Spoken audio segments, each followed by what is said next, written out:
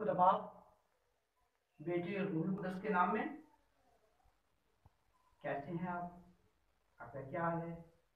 मैं आपका पास्टर शीलम संधू आपकी सलामती चाहता हूँ। आप इंतजार में थे कि उन 3 बातों को शेयर किया जाए।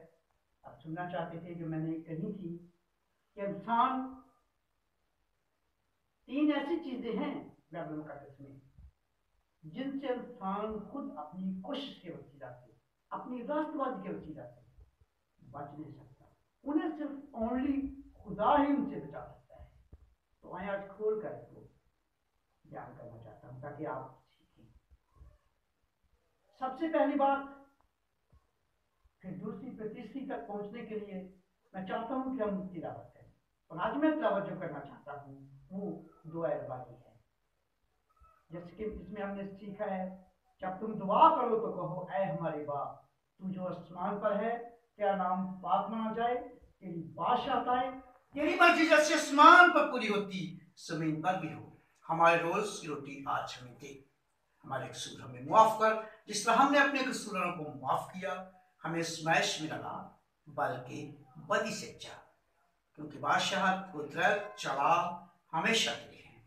आमीन। खुदावंद के जिंदा कलाम के पढ़े और सुने जाने के बायस हम पर बरकत हो। आए हम सीखें। जो पहली बात है वो है कॉन्फ्रेंस में, इसमें 3 बातें हैं। पहली बात जिसको मैं आपके लिए लेना चाहता हूं वो है आजमाइश। जीसस आसमान से जाने से पहले अपने शागिर्दों को कहते हैं, जब तुम दुआ करो तो कहो, ऐ हमारे बाप हमें आजमाइश में ना डाल, हमें आजमाइश से बचा।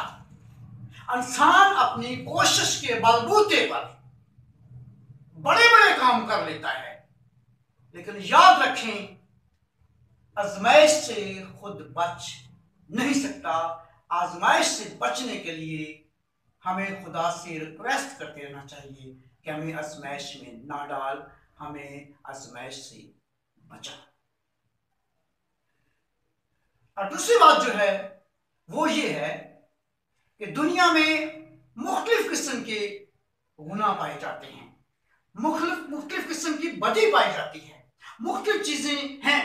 लेकिन जब दुआ रब्बानी सिखाई गई तो उसमें कहा कि जब तुम दुआ करना तो कहना, ऐ बाप हमें बदी से बचा, ऐ बाप हमें बदी से बचा।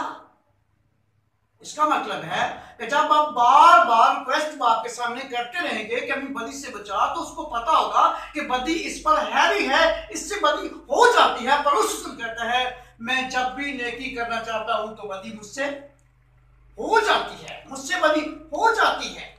हमें बदी से बचा। इसके मैं दलाइल भी बाइबल में से दूंगा। एक नबी बनी इस्राएल कौम पर लानत करने के लिए जा रहा था, तो रास्ते में सामने उसकी गली के सामने एक फरिश्ता आकर खड़ा हो गया और फरिश्ते ने उससे कहा, उसकी गली थी वो जो गिर गई, उसने फरिश्ते को देखा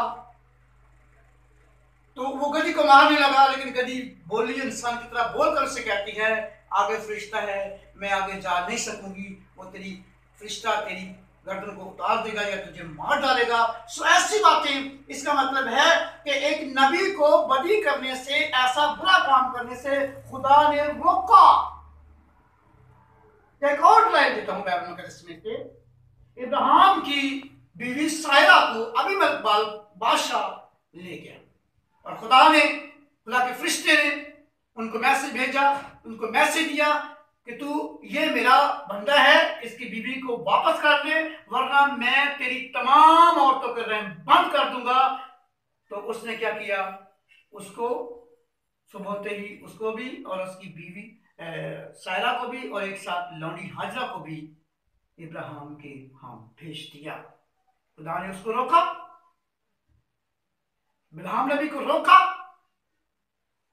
सो खुदा से दुआ करते रहें कि हमें बदी से बचा, और किसी न किसी तरह वो बदी करने से आपको रोकेगा। अगर आप नहीं रोक पाए तो आगे भी कोई ऐसा माहौल पैदा करेगा कि आप बदी कर ही नहीं पाएंगे, क्योंकि वो गिरने से पहले उठा खड़ा करने की या मजबूत करने की कुदरत रखता है। दाऊद कहता है मुझे बचा, वो दुहाई दे रहा है अपने काम के वसीला से, मुझे बचा, मेरी रहनुमाई कर।